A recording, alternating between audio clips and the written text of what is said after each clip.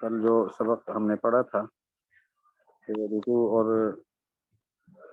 دو سجدوں کے درمیان یا یہ کہ تشہد کے لیے بیٹھنے کے وقت ہاتھوں کو کیسے رکھنا ہے، تطبیق کا نظریہ کل پڑھا تھا کہ عبداللہ ابن مسعود رضی اللہ عنہ اور کچھ دیگر حضرات، ابراہیم نخعی رحمہ اللہ ایسے حضرات اس کے قائل ہیں کہ یہاں تطبیق ہوگی، اور دوسرے حضرات فرماتے ہیں کہ تطبیق نہیں ہوگی بلکہ یہاں پر ہاتھوں کو گھٹنوں پہ رکھا جائے گا۔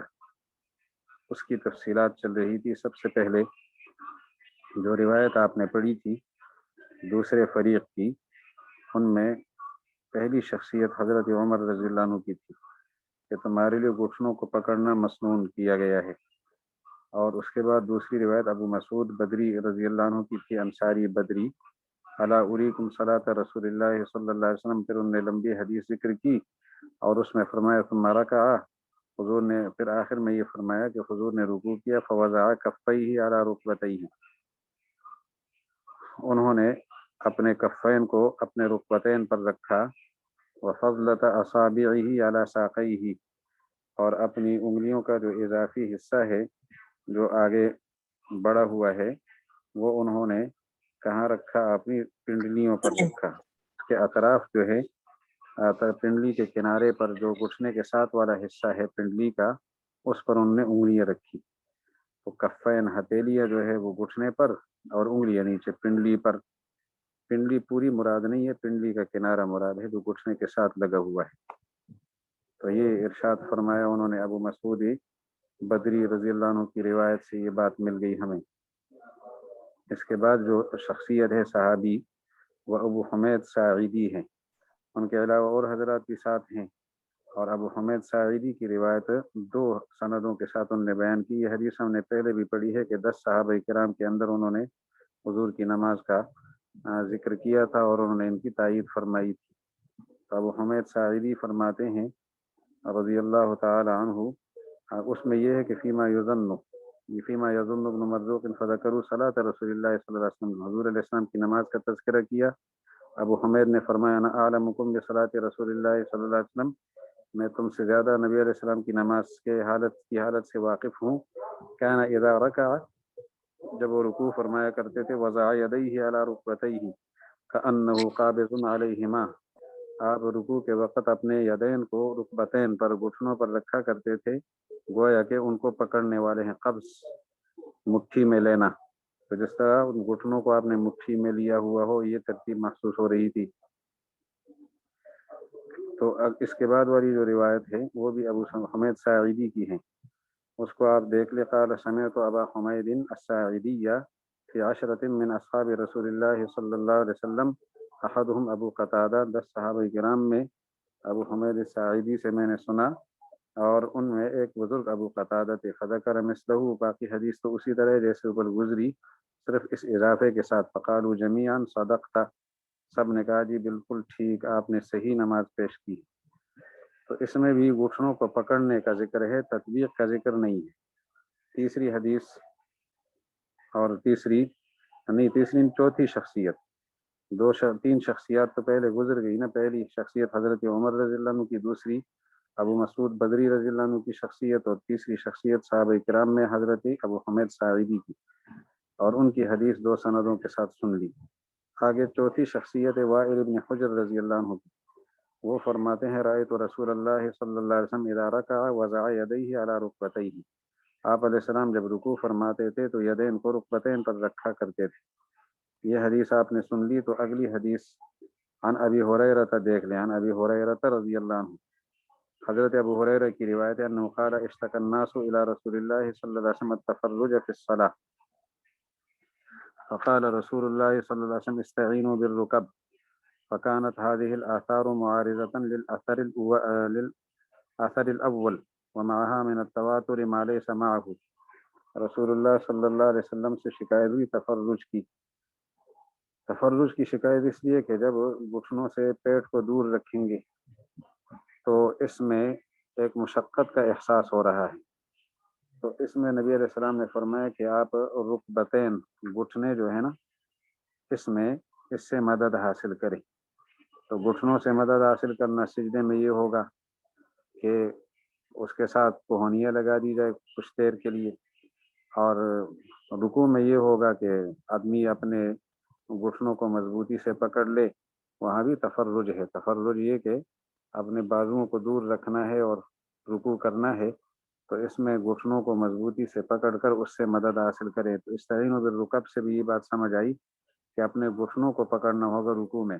अगर सिजदे में रुकबत रुकबतैन से फ़ायदा हासिल किया जा सकता है तो रुकू में तो बतरीक़ औला होगा, क्योंकि तफर्रुज अगर सिजदे में है तो रुकू में भी है। अब इमाम तहावी का तबसरा सुने कि ये जो हजरात से आपने रिवायतें सुनी, हज़रत उमर की रिवायत एक, हज़रत अबू मसूद बदरी की रिवायत दो, अबू हुमैद साइदी की दो रिवायतें, लेकिन शख्सियत तीसरी हो गई और हज़रत चौथे नंबर पे अबू हुमैद हज़रत अबू हुमैद साइदी की तो तीसरी थी, और हज़रत वाइल इब्न हुजर रज़ियल्लाहु अन्हु चौथी शख्सियत, और हज़रत अबू हुरैरा रज़ियल्लाहु अन्हु की पांचवी शख्सियत। पांच सहाबा किराम से जो आपने सुना, तो ये रिवायतें शुरू वाली रिवायत जो आपने पढ़ी थी हज़रत अब्दुल्लाह इब्न मसूद की, उस रिवायत की मुआरिज़ है। ये रिवायात मुआरिज़ हैं, मुकाबिल हैं। साथ साथ ये फ़र्क भी है, सिर्फ मुआरिज़ होना भी नहीं है, उस रिवायत में इतना तवातुर नहीं है जितना तवातुर इन रिवायात के साथ है। वहाँ तवातुर नहीं, यहाँ तवातुर है, मुखालफत दोनों में है। वो रिवायत और ये आमने सामने वो एक रिवायत है, ये कई रिवायात। और इन रिवायतों के साथ में तवातुर, वो तवातुर है माले समाहू, जो उस रिवायत के साथ नहीं है जो पहली आपने पढ़ी थी इब्न मसूद रज़ियल्लाहु अन्हु। अब हम परेशान हो गए इस सिलसिले में कि हुज़ूर अलैहिस्सलातु वस्सलाम का कौन सा अमल बाद का है, कौन सा पहले का है, कौन नासिख है, कौन मनसूख है। तो हमने गौर करना शुरू किया। फ़ारदना अन नंज़ुरा हल फ़ी शैइन मिन हाज़िहिल आसारि मा यदुल्लु अला नस्ख़ि अहदिल अमरैनि बिसाहिबिही फ़अतबरना ज़ालिक। हमने गौर किया कि क्या यहाँ कोई ऐसी चीज़ है जो दलालत करे अला नस्ख़िल अमरैनि, दो चीज़ों में से नस्ख़ अहदिल अमरैन, अमरैन दो चीज़ें हैं, एक है तत्वीक़ और एक है वज़उल यदैन अला रुकबतैन। ये दो चीज़ें हैं, इनमें से एक के नसख पर दलालत करे बिसाहिबिही, अपने दूसरे साहिब के साथ। यानी एक साहिब है तत्बीक़, दूसरा साहिब है वज़उल यदैन अला रुकबतैन, तो एक को दूसरे के ज़रिए से नसख करने पर दलालत हो। फ़अतबरना ज़ालिक, इसमें हमने गौर किया तो हमें अबू बकर रज़ियल्लाहु अन्हु की हदीस मिली। क़द हद्दसना क़ाल हद्दसना अबुल वलीद अत्तयालिसी क़ाल हद्दसना शुअबा अन अबी याफ़ूर क़ाल समिअतु मुसअब बिन सअद यक़ूलु सल्लैतु इला जंबि अबी फ़जअलतु यदैया बैना रुकबतैया, मैंने अपने दोनों हाथ अपने रुकबतैन के दरमियान रखे। फ़ज़रब यदी, उन्होंने नमाज में मेरा हाथ में पकड़ा, यानी धक्का दिया उसको, और कहने लगे या बुनैया इन्ना कुन्ना नफ़अलु, हम ऐसा करते थे, हाज़ा फ़उमिरना, ये काम हम करते थे। मैंने नमाज पढ़ी अपने बाप के पहलू में, और मैंने अपने दोनों हाथ घुटनों के दरमियान रखे, तो उन्होंने मेरे हाथ को ऐसे झटका दिया और साथ कहने लगे कि हम ये काम न किया करते थे रसूलुल्लाह के ज़माने में कि हम अपने, लेकिन बाद में हमें हुक्म मिला नज़रिब बिल अकुफ़ अला रुकबी, के हाथों को डाल दें घुटनों पर। नज़रिबा का माना यहाँ रखना होगा, रखें घुटनों पर अपनी हथेलियों को। तो असल में रखना है, तो ज़रब में चूंकि लगाना होता है, मारना होता है, तो लगता है हाथ, तो उस लगने से ये जो है मारना किनाया है लगाने से, कि अपने घुटने जो है ना वो हाथों से पकड़े हम। फिर उसके बाद फरमाते हैं दूसरी रिवायत यही हज़रत अबू याफूर की, फ़ज़करा बिइस्नादिही मिस्लहू, तो आप ज़रा सनद सुन ले। हद्दसना रबीउल मुअज़्ज़िन क़ाल हद्दसना असद क़ाल हद्दसना अबू अवाना अन अबी याफूर फ़ज़करा बिइस्नादिही मिस्लहू, वही सनद, नई सनद, वही हदीस नई सनद के साथ। फिर आगे देख ले, वो भी है क़ाल हद्दसना अबू बकर क़ाल हद्दसना अबू दाऊद क़ाल हद्दसना ज़ुहैर इब्न मुआविया क़ाल हद्दसना अबू इसहाक़ अन मुसअब बिन सअद क़ाल सल्लैतु मअ सअद फलम्मा अरदतु रुकूअ तब्बक़तु, साद के पास मैंने नमाज पढ़ी। ये मुसअब बिन सअद जो उनके वालिद हैं साद, तो वो फरमाते हैं मैंने साद के साथ नमाज पढ़ी। मुसअब अपने वालिद के पास नमाज पढ़ते हैं। तब्बक़, तो मैंने तत्बीक़ की। फ़नहानी अन्हु, उन्होंने मुझे रोका। वक़ाल कुन्ना, के थे हम नफ़अलु, हम ये कार्रवाई करते थे, हत्ता नुहीना अन्हु, हमें रोका गया। तो मुसअब इब्न साद अपने वालिद के साथ नमाज पढ़ रहे हैं, उसके पहलू में नमाज पढ़ रहे हैं, वो इनको तंबीह कर रहे हैं कि आपने तत्बीक़ नहीं करनी, ये तत्बीक़ शुरू में थी, बाद में मनसूख हो गई। तो फ़क़द सबत बिमा ज़करना, نسخ التطبیق، ہماری اس مذکورہ پیش کردہ روایتوں سے تطبیق کا نسخ ثابت ہوا، اور یہ بات بھی ثابت ہو گئی وَإِنَّهُ كَانَ مُتَقَدِّمًا لِمَا فَعَلَهُ رسول اللہ صلی اللہ علیہ وسلم من وضع الیدین علی الرکبتین، کہ یہ چیز اس سے مقدم تھی جو کاروائی رسول اللہ علیہ السلام نے کی، اور وہ کاروائی ہے وضع الیدین علی الرکبتین، اس سے یہ تطبیق کا عمل پرانا تھا، متقدماً پہلے تھا، لما اس سے فعلہ جس کو کیا رسول اللہ صلی اللہ علیہ وسلم نے کیا کیا، من وضع الیدین، یہ من ما کا بیان ہے، ما فعلہ سے پہلے ما، تو وضع الیدین علی الرکبتین ثم التمسنا حکم ذلك من طریق النظر، اب وجہ نظر پیش کر رہے ہیں امام طحاوی رحمہ اللہ، وہ فرماتے ہیں ہم نے جب وجہ نظر کو دیکھا تو ہمیں بھی وہاں تطبیق کے مقابلے میں وضع الیدین علی الرکبتین جو ہے وہ اصل نظر آیا کہ اسی کو اختیار کیا جائے۔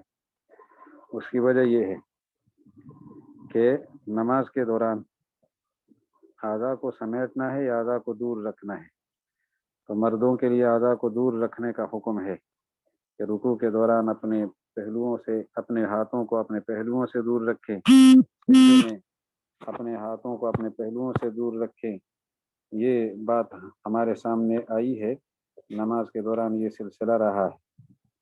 تو جب ہمیں یہ محسوس ہوا کہ نماز کے دوران جو ہے نا وہ پہلوؤں سے ہاتھوں کو دور رکھنا ہے، تو اس دور رکھنے کا نتیجہ تطبیق کی شکل میں نکلتا ہے یا وضع الیدین علی الرکبتین کی شکل میں، اس پر غور کرنا ہے۔ تو جب ہم دونوں ہاتھوں کی تطبیق کریں گے اور گھٹنوں کے درمیان رکھیں گے، اس میں پہلوؤں سے ہاتھوں کو دور کرنا یہ ثابت نہ ہوگا، بلکہ ہاتھوں کو ملانا لازم آئے گا، اور جب ہم گھٹنوں کے اوپر رکھیں گے تو پہلوؤں سے ہاتھوں کا یعنی بازوؤں کا دور ہونا لازم آ جائے گا اور ثابت ہو جائے گا اور اس پر عمل ہو جائے گا۔ ثم التمسنا حکم ذلك من طریق النظر کیف ہوا، ہم نے اس کا حکم نظر کے راستے سے دیکھا کہ کیسے اس کا حکم ہے، فرأینا التطبیق، ہم نے جب تطبیق کو دیکھا، فیہ التقاء الیدین، اس میں ہاتھوں کا ملانا ہے، ورأینا وضع الیدین علی الرکبتین فیہ تفریقہما، اور جب دونوں ہاتھوں کو گھٹنے پر رکھیں گے تو اس میں تفریق ہے، یعنی ہاتھوں کو اپنے جسم سے تھوڑا جدا کرنا ہے۔ فاردنا ان ننظر فی حکم اشکال ذلک فی الصلاۃ، اس جیسی چیزوں میں نماز کے اندر کیا حکم ہے، کیف ہوا اشکال ذلک، اس جیسی چیزوں میں نماز کے اندر حکم کیا ہوتا ہے۔ فرأینا السنۃ، ہم نے دیکھا کہ سنت جو نبی کریم صلی اللہ علیہ وسلم سے منقول ہے، بالتجافی پھر رکوع والسجود، تجافی ہے، تجافی کا معنی دور رکھنا، رکوع اور سجود میں اپنے پہلوؤں سے بازوؤں کو۔ وَأَجْمَعَ الْمُسْلِمُونَ عَلَى ذَلِكَ، اور تمام مسلمانوں کا اس پر اجماع ہے۔ فَكَانَ ذَلِكَ مِنْ تَفْرِيقِ الْأَعْضَاءِ، تو اب ہم جب اس کو سمجھ گئے کہ اس میں تفریق الاعضاء اصل ہے، وَكَانَ مَنْ قَامَ فِي الصَّلَاةِ أُمِرَ أَنْ يُرَاوِحَ بَيْنَ قَدَمَيْهِ، ساتھ ساتھ یہ بات بھی ہے کہ جو آدمی نماز میں کھڑا ہو تو اپنے قدمین کے درمیان فاصلہ رکھے، کچھ فاصلہ رکھے، قدر فاصلہ، اور فاصلہ بھی تطبیق کے خلاف ہے، جب گھٹنوں کو ملائے گا تو فاصلہ نہیں رہے گا۔ وقد روا ذلك وقد روی ذلك عن ابن مسعود، اور یہ جو فاصلے کا ذکر یہ تو ابن مسعود سے منقول ہے، وهو الذي روى التطبيق، جنہوں نے خود تطبیق کو روایت کیا بھی ہے۔ فلما رأينا تفریق الاعضاء في هذا بعضها من بعض اولا، اعضاء کو تفریق کرنا، ایک دوسرے سے جدا کرنا ایک دوسرے سے، تو یہ اولا ہے من الصاق بعضها ببعض، ایک دوسرے سے ملانے سے، اعضاء کو ایک دوسرے سے چپکانا، اس کے مقابلے میں جدا کرنا اولا ہے۔ واختلفوا، اب اتفاقی چیز اور اختلافی چیز، اختلاف یہاں الصاق میں ہے اور تفریق میں ہے رکوع کے اندر، یعنی مسئلہ یہ ہے کہ باقی پوری نماز میں مثلا سجدے میں وہ تو اختراع یعنی اعضاء دور رہیں گے، لیکن رکوع میں اختلاف ہوا، جمہور کہتے ہیں کہ اعضاء دور رہیں گے، تطبیق والے کہتے ہیں کہ نہیں، ملے رہیں گے۔ فکان نظر والا ذلك، اس پر نظر ڈالتے ہوئے ہم اس نتیجے پر پہنچتے ہیں کہ ان یکون مختلف فیہ من ذلك معطوفا علی ما اجمعوا علیہ، اختلافی چیز کو اتفاقی چیز پر قیاس کرنا چاہیے، اختلافی چیز کو اتفاقی چیز پر، ان یکون ما، کہ ہو وہ چیز اختلافو فیہ جس میں ان حضرات نے اختلاف کیا، من ذلك اس معاملے میں سے، معطوفا اس کو موڑ دیا جائے، علی ما اس چیز کی طرف، اجمعوا علیہ جس پر اجماع کیا ہے انہوں نے، منہ اس معاملے میں سے، جو معاملہ اجماعی ہے اس پر تو باقی اعضاء میں تو افتراق، باقی مواقع پر تو تفریق ہوگی، یہاں پر کیسے انصاف ہوگا؟ فیکون کما کان التفریق فیما ذکرنا، تو جیسے تفریق ہے، جیسے ہم نے ذکر کیا افضل ہے، تو یکون فی سائر الاعضاء کذالک، دیگر اعضاء میں ایسے ہے تو یہاں بھی ایسا ہی ہو۔ وقد روی فی التجافی فی السجود ما قد حدثنا، حدیث میں موجود ہے کہ سجدے میں تجافی ہوگی، اعضاء کو ایک دوسرے سے دور رکھا جائے گا، اس سلسلے میں یہ روایت ہے ابن مرزوق کی قال حدثنا عفان قال حدثنا شعبۃ عن ابی اسحاق عن التمیمی عن ابن عباس رضی اللہ عنہما وعنہم ان رسول اللہ صلی اللہ علیہ وسلم کان اذا سجد یورا بیاض ابطیہ، آپ علیہ السلام جب سجدہ فرماتے تو آپ کے مبارک بغلوں کی سفیدی دکھائی دے رہی تھی۔ سفیدی تب نظر آتی ہے کہ اعضاء دور رہیں جسم سے، یعنی یدین دور رہیں، بازو دور رہیں۔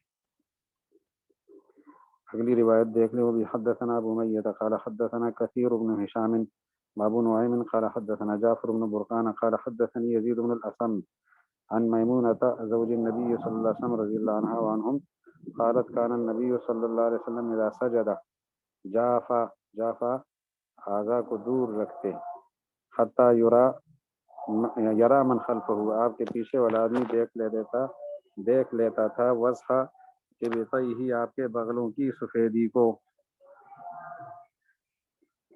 وبه قال حدثنا ابن ابي داود قال حدثنا محمد بن الصباح قال حدثنا اسماعيل بن زكريا عن جعفر بن برقان وعبد الله بن الاسم عن يزيد بن الاسم عن میمونة رضی اللہ عنہ وعنہم بنحوه، یہ بھی حضرت میمونہ کی اسی طرح کی روایت۔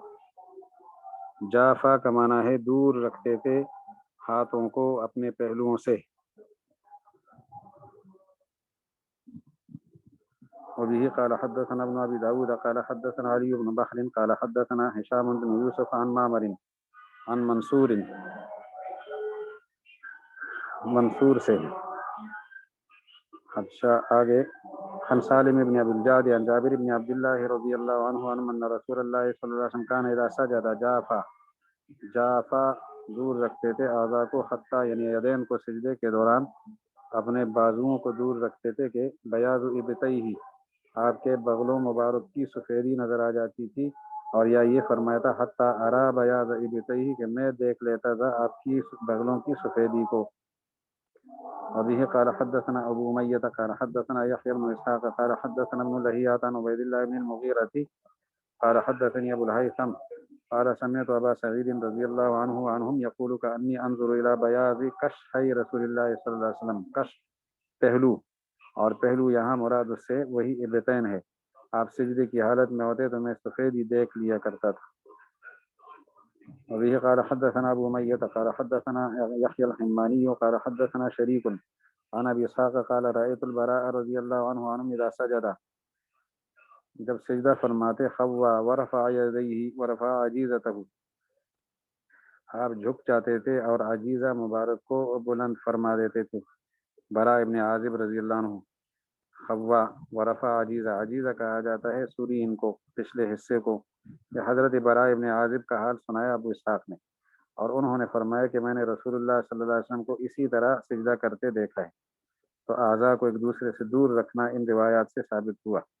وبه قال حدثنا علي بن شيبة قال حدثنا ابو صالح قال حدثني يحيى بن ابي ايوب عن جعفر بن ربيعة عن عبد الرحمن بن هرمز عن عبد الله بن بحينة انه حدثه ان رسول الله صلى الله عليه وسلم كان اذا سجد فرج بين ذراعيه وبين جنبيه حتى يرى بياض ابطيه، آپ علیہ السلام فرجہ کشادگی پیدا کرتے ذراعین کے درمیان، وبین جنبیہ پہلوؤں کے درمیان، حتی یرا یہاں تک کہ دیکھا جاتا تھا آپ کے ابطین مبارکین کی سفیدی کو۔ وبه قال حدثنا يونس قال اخبرني عبد الله بن نافع عن داود بن قيس عن عبيد الله بن عبد الله بن اقوم الكعبي عن ابيه رضي الله عنه قال رأيت رسول الله صلى الله عليه وسلم وهو يصلي فنظرت الى غفرة ابطیہ، غفرہ یہاں بھی سفیدی کے معنی میں ہے، یعنی بیاض ابطیہ وهو ساجد۔ وبه قال حدثنا نصر بن مرزوق قال حدثنا ابن ابي مريم قال اخبرني نافع بن يزيد قال اخبرني خالد بن يزيد عن عبيد الله بن المغيرة عن ابي الهيثم عن ابي هريرة رضي الله عنه وعنهم انه قال كأني انظر الى بیاض کشحی رسول اللہ صلی اللہ علیہ وسلم، گویا کہ میں اب دیکھ رہا ہوں رسول اللہ علیہ السلام کے دونوں مبارک پہلوؤں کی سفیدی کو کہ وہ سجدے کی حالت میں تھے اور وہ سفیدی اور نظر آ رہی تھی. وبه قال حدثنا محمد بن علي بن داود قال حدثنا ابو نعيم وعفان قال حدثنا عباد بن راشد قال حدثنا الحسن قال حدثني أحمر صاحب النبي صلی اللہ علیہ وسلم قال ان کننا، یہ ان مخفف من المثقل ہے، معنی یہ ہے بے شک شان یہ ہے کہ تھے ہم لنأوی الی رسول اللہ صلی اللہ علیہ وسلم مما یجافی یدیہ عن جنبیہ اذا سجد، ہم حضور علیہ السلام کا قصد کرتے تھے مما، اس چیزوں میں سے کہ جو رسول اللہ علیہ السلام اپنے یدین کو اپنے پہلوؤں سے دور رکھتے تھے، یعنی ہم بھی اسی طرح کی کاروائی کرتے تھے. وبه قال حدثنا ابن مرزوق قال حدثنا ابو عاصم وابو عامر عن عباد بن میسرة عن الحسن قال اخبرني احمد صاحب رسول اللہ صلی اللہ علیہ وسلم مثله. آخری تبصرہ امام طحاوی کا. فلما كانت السنة فيما ذكرنا، جب مذکورہ چیز میں سنت جو نظر آئی وہ ہے تفریق الاعضاء لا الصاقهما، ان کا الصاقها اعضاء کا جوڑنا نہیں آپس میں. تو كانت فيما ذكرنا ايضا كذلك، تو جو ہماری مذکورہ چیز ہے جس میں اختلاف ہے کہ ہاتھوں میں تطبیق، ہاتھوں کی تطبیق ہوگی رکوع میں اور یا جو ہے ان کو دور رکھا جائے گا، وہ بھی اسی طرح ثابت ہوا کہ اعضاء کو دور رکھنا اصل ہے. تو پھر یہ اس صورت میں ہو سکتا ہے کہ دونوں ہاتھوں کو گھٹنوں پہ رکھا جائے، قاعدے کی حالت میں بھی اور رکوع کی حالت میں بھی. فثبت بثبوت النسخ الذي ذكرنا وبالنسخ الذي وصفنا، ہم نے ایک تو پیچھے نسخ ذکر کیا ہے اور ایک ذکرنا، نسخ 2 دفعہ لفظ آیا ہے یہاں پر ہمارے نسخے میں. اگر آپ کے پاس بھی 2 دفعہ آئے ہیں تو اس میں الجھن ہے، یہ ایک لفظ ٹھیک نہیں ہے. ایک جگہ اس کو نظر ذکر کریں گے ہم. پیچھے 2 باتیں گزری ہے، ایک نسخ اور ایک نظر. تو یہاں بھی حوالہ نظر کا اور نسخ دونوں کا ہونا چاہیے. فثبت بثبوت النسخ، پہلے کو نسخ ہی رکھے. نسخ جب ثابت ہوا الذی ذکرنا، جس کو ہم نے ذکر کیا ہے، وبالنظر الذی وصفنا، اور دوسرا وہ نظر جس کو ہم نے بیان کیا، نظر صحیح. تو نسخ اور نظر کے ذریعے سے نسخ کو ذکر کیا ہم نے، نظر کو ہم نے بیان کیا ہے. اس سے جو ثابت ہوا وہ کیا ثابت ہوا؟ انتفاء التطبیق، تطبیق کی نفی ثابت ہو گئی. ووجوب وضع الیدین علی الرکبتین، اور یدین کو رکبتین پر رکھنا ثابت ہوا. اور یہی مسلک ہے امام ابو حنیفہ کا، امام ابو یوسف کا اور امام محمد رحمہم اللہ کا. انشاءاللہ بات سمجھ آئی ہوگی. اگر کوئی سوال ہے تو کر لیں تاکہ اگلے سبق کی طرف ہم بڑھیں.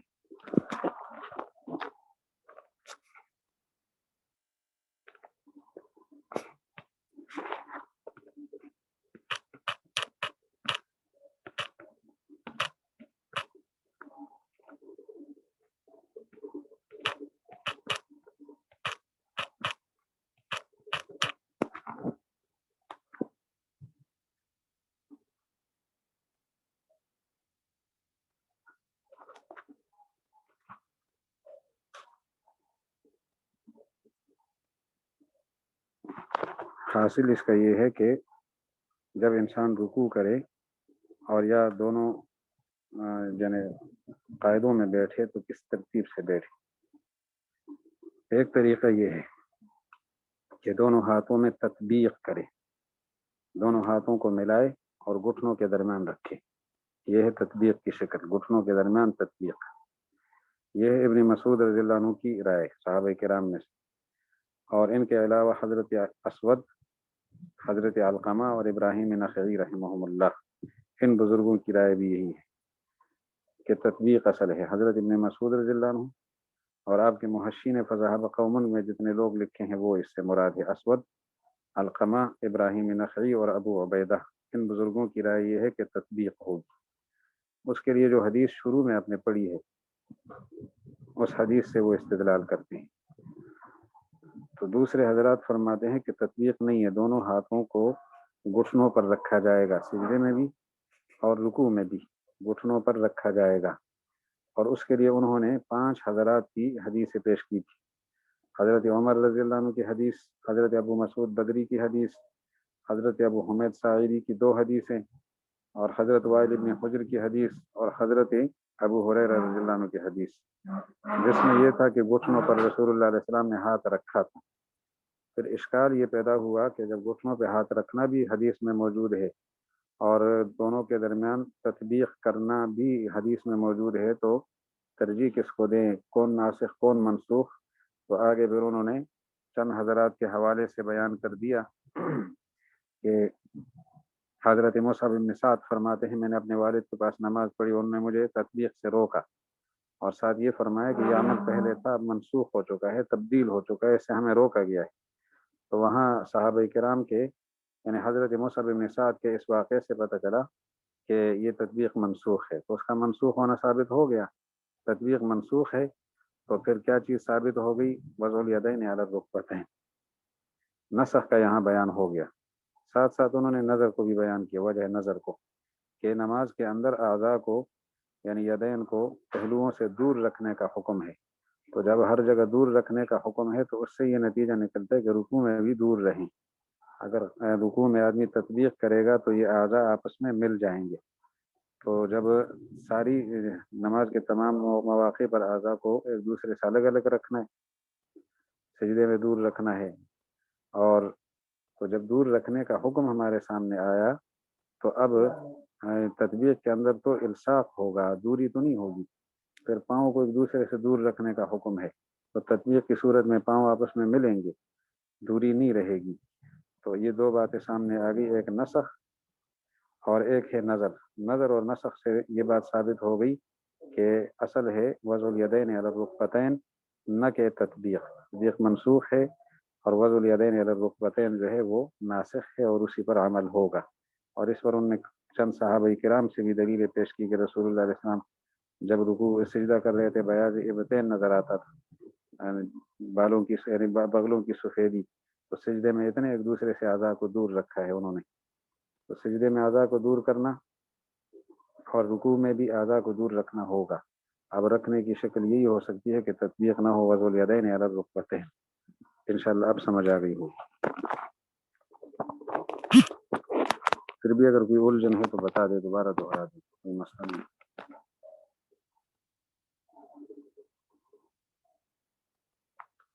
नामों का याद रखना जरूरी नहीं होता, वो अगर कहीं पूछ ले, उमूमन पूछते तो नहीं है,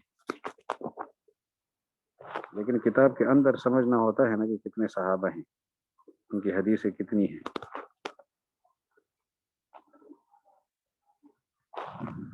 अगला जो बाब है उसको अब तवज्जो से समाअत फरमाएं। रुकू और सिजदा, उसकी मकदार क्या हो, कितनी मकदार का हम रुकू करें और कितनी मकदार का हम सिजदा करें। इसमें जो नजरिए पाए जाते हैं उस पर सबसे पहले आप रिवायत सुन ले, फिर नजरिए समझ आ जाएगा। बिही क़ाल हद्दसना रबीउल मुअज़्ज़िन क़ाल हद्दसना खालिद बिन अब्दुर्रहमान क़ाल हद्दसना इब्न अबी ज़ि'ब अन इसहाक़ बिन यज़ीद अन औन इब्न अब्दिल्लाह अन इब्न मसऊद रज़ियल्लाहु अन्हु अन नबी सल्लल्लाहु अलैहि वसल्लम क़ाल इज़ा क़ाल अहदुकुम फ़ी रुकूइही सुब्हान रब्बियल अज़ीम सलासन फ़क़द तम्म रुकूअहु ज़ालिक वज़ालिक अदनाहु व इज़ा क़ाल फ़ी सुजूदिही सुब्हान रब्बियल अअला सलासन फ़क़द तम्म सुजूदुहु वज़ालिक अदनाहु। रिवायत का मतलब ये, जब एक आदमी रुकू में सुब्हान रब्बियल अज़ीम 3 दफ़ा कह दे तो रुकू उसका मुकम्मल हो गया और ये कम से कम दर्जा है। और जब सिजदे में 3 दफ़ा सुब्हान रब्बियल आला कह दे, सिजदा ताम हो गया, लेकिन ये कम से कम दर्जा है। ये हदीस इब्न मसूद की 2 सनदों के साथ पेश की है। इसके ऊपर इमाम तहावी बताते हैं क़ाल अबू जाफ़र फ़ज़हब क़ौमुन, एक कौम इस नजरिए की तरफ गई है। उस कौम का नाम आप अपने मुहश्शी से पूछते हैं, फ़ज़हब क़ौमुन पर जो हाशिया लगा है उसको देखने आओ, तो क्या लिखा है हाशिया पर कि इससे कौन सी कौम मुराद है। आइम्मा अरबआ में अहमद इब्न हम्बल रहमहुल्लाह है, अहमद इब्न हम्बल रहमहुल्लाह अराद बिल कौम हाउलाई, इस कौम से मुराद वो कौन कौन है, इसहाक, दाऊद, अहमद मशहूर कौल में और दीगर ज़ाहिरी हजरात की इससे मुराद है। उन हजरात ने ये कहा कि रुकू के अंदर जो है ना 3 दफ़ा तस्बीह के बकदर रुकू करना फ़र्ज है। 3 दफ़ा तस्बीह से अगर रुकू कम होगा तो वो रुकू नहीं होगा, और 3 दफ़ा तस्बीह से कम सजदा होगा तो वो सजदा नहीं कहलाएगा। कम से कम मकदार का रुकू जो है वो 3 तस्बीह के बकदर है, और कम से कम सजदा जो है वो 3 तस्बीह के बकदर है। ये नज़रिया हमारे सामने आया। अहमद इब्न हम्बल का मशहूर कौल ظاہری حضرات اور دیگر داودی ظاہری اور وغیرہ اسحاق ابن راہویہ رحمہ اللہ، ان کی رائے یہ ہے، جبکہ دوسرے حضرات اس کے مخالفین ہیں۔ وہ فرماتے ہیں کہ رکوع کی مقدار یہ ہے کہ رکوع کی حالت میں آدمی استوا اس کو حاصل ہو جائے، رکوع میں استوا یعنی رکوع کے لیے جو شکل ہے وہ مکمل ہو جائے، اور سجدے کے اندر سجدے کا جو اندازہ ہے کہ سجدے میں آدمی پورے اطمینان کے ساتھ سجدے میں پہنچ جائے، سجدے کی شکل بن جائے، تو اس سے سجدہ ہو جاتا ہے اور رکوع ہو جاتا ہے۔ اس میں ایک تسبیح بھی نہ پڑی ہو تب بھی جو ہے نا وہ ہو جائے گا، لیکن کم از کم ایک تسبیح تو کا اندازہ تو ہوگا کہ رکوع میں آدمی رکوع کی شکل مکمل بنا دے اور سجدے میں سجدے کی مکمل بن جائے، اطمینان ہو جائے، تو اس سے رکوع اور سجدہ جو ہے وہ ہو جائیں گے۔ اگر اس سے کم ہو تو رکوع اور سجدہ نہیں ہو۔ یہ دوسرے حضرات کی رائے، مخالفہم فی ذلک آخرون میں یہ بتاتے ہیں۔ تو جو حضرات کہہ رہے تھے کہ 3 دفعہ تسبیح کا اندازہ ضروری ہے، ان کی روایت، ان کی جو دلیل ہے وہ ابن مسعود رضی اللہ عنہ کی حدیث ہے، اس کو دوبارہ غور سے سنیں کہ جب تم میں سے اذا قال احدکم فی رکوعہ، جب تم میں سے ایک آدمی اپنے رکوع میں کہہ دے سبحان ربی العظیم ثلاثا 3 دفعہ، فقد تم رکوعہ، اس کا رکوع تام ہو گیا، وذلک ادنیٰ، اور یہ اس کا کم سے کم درجہ ہے۔ واذا قال فی سجودہ سبحان ربی الاعلی، جب اپنے سجدے میں کہہ دے سبحان ربی الاعلی 3 دفعہ، ثلاثا 3 دفعہ، فقد تم سجودہ، اس کا سجدہ تام ہو گیا، وذلک ادنیٰ، اور اس کا کم سے کم درجہ ہے۔ پھر آگے دوسری حدیث، وبه قال حدثنا ابو بکر قال حدثنا ابو عامر قال حدثنا ابن ابی ذئب فذكر باسناده مثله، ابن ابی ذئب نے آگے اسی سند کے ساتھ کیا، اسحاق ابن یزید عن عون ابن عبداللہ عن ابن مسعود رضی اللہ عنہ، اس ترتیب کے ساتھ انہوں نے پیش کیا، اور حدیث بھی وہی ہے، یعنی ابن ابی ذئب سے آگے حدیث اور سند دونوں ایک ہے۔ قال ابو جعفر فذهب قوم الى هذا فقالوا، یہ قوم اس نظریے کی طرف گئی ہے اور وہ کہتی ہے هذا مقدار الرکوع والسجود الذي لا يجزي اقل منه، یہ ہے مقدار رکوع کے لیے اور سجدے کے لیے کہ اس سے کم مقدار والا رکوع اور کم مقدار والا سجدہ کافی نہ ہوگا، درست نہ ہوگا۔ واحتجوا فی ذلک، واحتجوا، اور استدلال کیا انہوں نے اس معاملے میں بهذا الحدیث، اس حدیث شریف سے جو اوپر گزری ہے 2 سندوں کے ساتھ۔ وخالفهم فی ذلک آخرون، دوسرے حضرات نے ان کی مخالفت کی ہے۔ فقالوا مقدار الرکوع، رکوع کی مقدار یہ ہے کہ ان یرکع حتی یستوی راکعا، اتنا رکوع کرے کہ رکوع کی حالت میں بالکل سیدھا ہو جائے، رکوع کے لیے سیدھا ہو جائے، اطمینان کے ساتھ وہ رکوع میں پہنچ جائے، حاذا اس کے ٹھیک ٹھیک رکوع والی کیفیت بنا دے۔ ومقدار السجود، اور سجدے کی مقدار یہ ہے ان یسجد حتی یطمئن ساجدا، کہ سجدے کی حالت میں پوری طرح مطمئن ہو جائے۔ فهذا مقدار الرکوع والسجود الذي لا بد منه، یہ وہ مقدار ہے رکوع اور سجدے کے لیے کہ یہ انتہائی ضروری ہے، لا بد منه، اس کے بغیر گزارا نہیں۔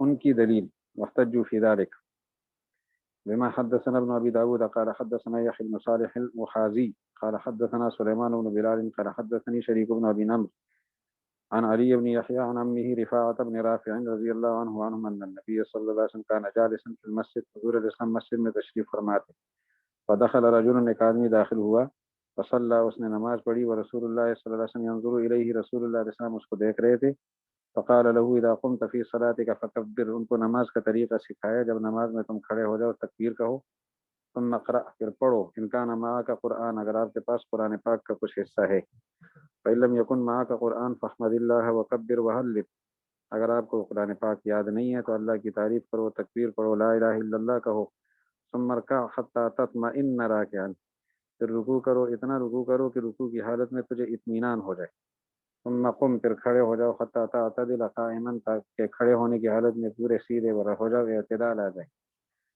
ثم اسجد حتى تطمئن ساجدا، پھر سجدہ کرو کہ سجدے کی حالت میں پوری طرح تم مطمئن ہو جاؤ، اطمینان ہو جائے تجھے، ثم اجلس، پھر بیٹھ جاؤ، حتى تطمئن جالسا، تاکہ بیٹھنے میں تم پوری طرح مطمئن ہو جاؤ، فإذا فعلت ذلك فقد تمت صلاتك، جب یہ کام کرو گے نماز پوری ہوگی، وما نقصت من ذلك، اور جو اس نے سے تم نے کم کیا، نقصت من ذلك فإنما تنقص من صلاتك، تو تمہاری نماز ناقص ہوگی، یا تو اپنی نماز میں نقصان کرے گا۔ اس کے بعد والی روایت، تو اس میں 3 دفعہ تسبیح کا ذکر نہیں ہے، اطمینان کا ذکر ہے، اور اطمینان کے لیے 3 تسبیح ضروری نہیں ہوتی۔ ابھی قال حدثنا فاض قال حدثنا علي بن معبد قال حدثنا اسماعيل بن ابي كثير الانصاري عن يحيى بن علي بن يحيى بن خلاد الزرقي عن ابيه عن جده عن رفاعة بن رافع رضی اللہ عنہ یہ بھی رفاعہ ابن رافع کی روایت ہے۔ فرماتے ہیں رسول اللہ علیہ السلام سے نحوہ فی کے مفہوم کی روایت۔ نحوہ میں یہ ہوتا ہے کہ پچھلی حدیث کا مفہوم اگلی حدیث میں آ جاتا ہے تو دوسری حدیث کے لیے نحوہ کا لفظ استعمال ہوتا ہے۔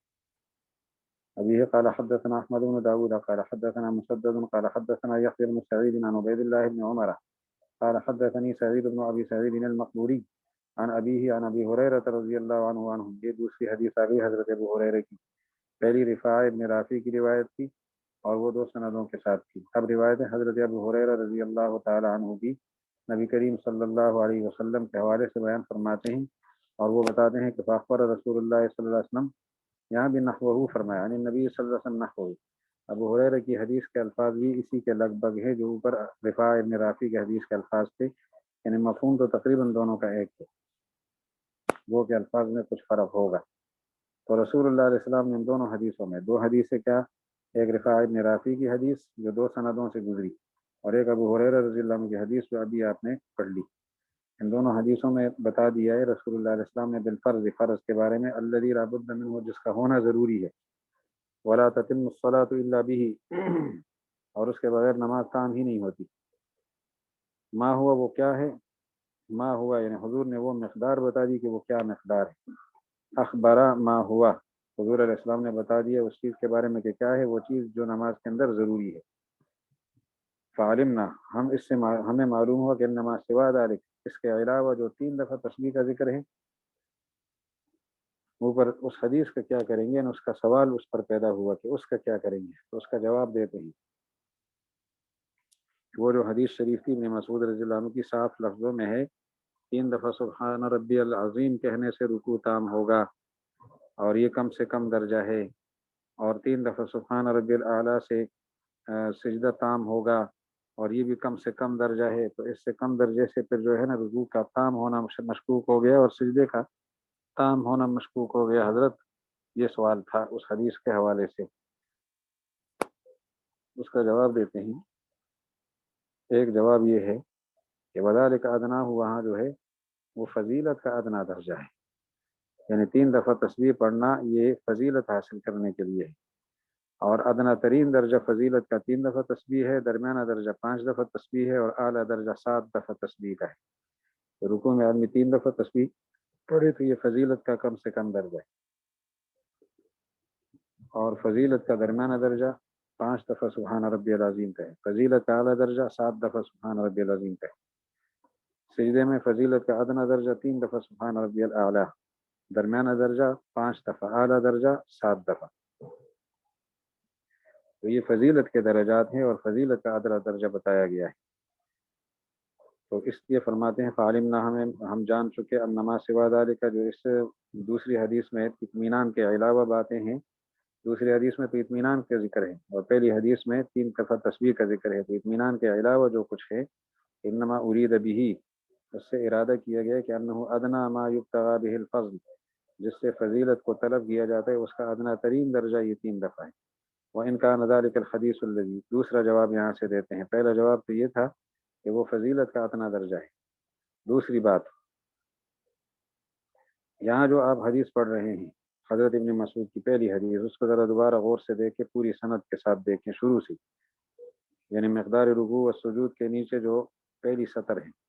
ابھی قال حدثنا ربیع المؤذن قال حدثنا خالد بن عبد الرحمن قال حدثنا ابن ابی ذئب عن اسحاق بن یزید عن عون بن عبد اللہ عن ابن مسعود رضی اللہ عنہ۔ یہ جو عون بن عبد اللہ ہے، انہوں نے ابن مسعود رضی اللہ عنہ سے حدیث سنی نہیں ہے، یہاں انقطاع ہے درمیان میں، کیونکہ عون ابن عبداللہ کی ملاقات حضرت عبداللہ ابن مسعود سے ثابت نہیں ہے، تو جب یہاں ملاقات ثابت نہیں ہے تو حدیث میں انقطاع آ گیا، اور منقطع حدیث کے مقابلے میں متصل حدیث اولا ہوتی ہے۔ اور ہم نے جو حدیثیں پیش کی ہیں رفاعہ ابن رافع کی یا ابو ہریرہ رضی اللہ عنہ کی جو 2 حدیثیں ہیں ہمارے سامنے، یہ دونوں روایتیں متصل الاسانید بھی ہیں اور اتصال کے ساتھ ساتھ اعلیٰ شرط الشیخین بھی ہے، بخاری اور مسلم کی شرطوں پر وہ حدیث پوری اترتی ہے، کسی قسم کا انقطاع بھی نہیں ہے، اور بخاری کی شرائط اس پر اس لیے پوری اترتی ہے کہ سارے راویوں کی آپس میں ملاقات بھی ثابت ہے، اور इमाम मुस्लिम भी इसी को चाहते हैं, साथ साथ इम्कान लिक़ा को भी वो बरकरार रखते हैं। तो बुखारी और जो हदीस बुखारी की शर्त पर होती है वो मुस्लिम की शर्त पर बतरीक़ औला होती है। तो बुखारी और मुस्लिम की शर्तों पर पूरी उतरने वाली हदीस। बुखारी की एक शर्त यह है ना कि एक रावी जिससे रिवायत करता है उससे उसकी मुलाकात हुई हो, और इमाम मुस्लिम रहमहुल्लाह फरमाते हैं कि मुलाकात का इम्कान हो तो भी काफ़ी है, अगरचे मुलाकात का सबूत ना हो। तो तब भी अगर मुलाकात का इम्कान है तो फिर मुलाकात हुई होगी और उसने हदीस को सुना होगा, ये थोड़ा सा फ़र्क है। तो अब ये हदीस दोनों की शर्तों के मुताबिक है, इमाम मुस्लिम की शर्तों के भी मुताबिक, इमाम बुखारी की शर्तों के भी मुताबिक। तो इसलिए ये दूसरा जवाब देखते व इनकान ज़ालिकल हदीसुल लज़ी ज़ालिका फ़ीही व इनकान, और बेशक अगरचे ज़ालिकल हदीस वो हदीस अल्लज़ी ज़ालिका फ़ीही जिसमें ये चीज़ ज़िक्र है। कौन सी चीज़ ज़िक्र है? 3 दफ़ा सुब्हान रब्बियल अज़ीम की मक़दार और 3 दफ़ा सुब्हान रब्बियल आला की मक़दार रुकू और सजदे के लिए, ये वाली हदीस मुनक़तिअन ये मुनक़ति भी है। अनहु हदीस मुनक़ति है इस मामले से, यानी सनद में इनक़िता है। और फिर गैर मुकाफ़िइन लिहाज़िन ज़ैनिल हदीसैन, और इन दोनों हदीसों के मुकाफ़ी बराबर भी नहीं है। फ़ी इस्नादिहिमा दोनों के इस्नाद में बराबर भी नहीं है कि इसमें इत्तिसाल है, और दूसरे जो रावी है ना वो शर्त शेखैन पर ही। वहाज़ा क़ौल अबी हनीफ़ा व अबी यूसुफ़ व मुहम्मदिन रहमहुमुल्लाह ताला, ये है कौल इमाम अबू हनीफ़ा का, इमाम अबू यूसुफ़ का, इमाम मोहम्मद रहमहुमुल्लाह का, कि रुकू की कम से कम जो मक़दार है वो इत्मीनान हासिल हो जाए रुकू के लिए तो उससे रुकू हो जाएगा। लेकिन इसमें इत्मीनान का जो दर्जा है वो भी अबू हनीफ़ा रहमहुल्लाह के यहाँ इत्मीनान वाजिब है, एतदाल।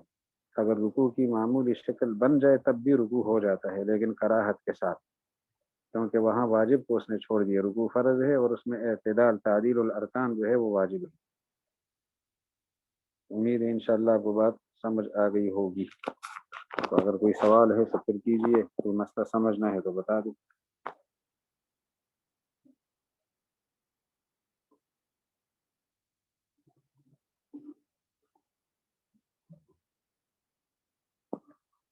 ये किसी ने सवाल किया है कि दलील में हमने हदीस को जिक्र करना था, मसलन सहाबी का नाम याद नहीं था, एक सहाबी की रिवायत को दूसरे से जोड़ दिया, गुनाह तो नहीं होगा। चूंकि कस्तन ऐसा नहीं किया, और ये कौन सा आगे किताब इसकी बनेगी, पर्चे में लिखा है पर्चा कब कबूल होता है, लिहाजा पर्चे की गलतियां कबूल नहीं होती। अगर कबूलियत मिल जाए तो तालिब इल्म की गलती ज़माने के बड़े बड़े गुमराहों से ज़्यादा ख़तरनाक होती है, लेकिन उनकी गलतियों को कबूलियत हासिल नहीं होती। तो इस्तिग़फ़ार करे आदमी, बहरहाल की गलती हो गई है, लेकिन चूंकि दानिस्ता नहीं है तो उस दर्जे की गलती नहीं होगी जो कस्तन हदीस को बिगाड़ने से होती है।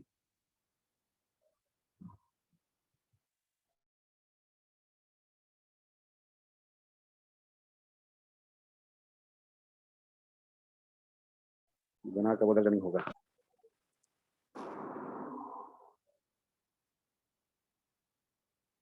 अभी आगे जो रुकू और सिजदे में क्या कहना है, ये बात थोड़ा लंबा है, तो इंशाअल्लाह कल फिर बात करेंगे इस पर। अभी अगर किसी के ज़हन में कोई सवाल है तो फरमा सकते हैं।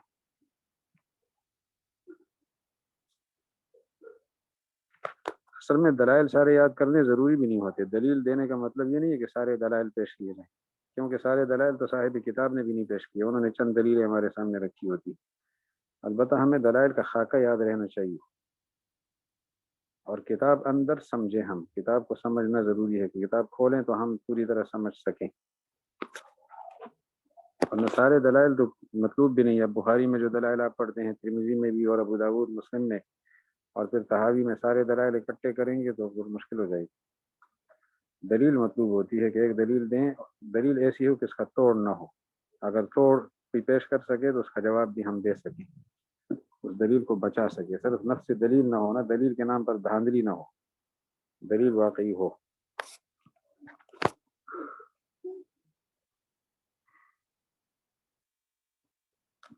और कोई बात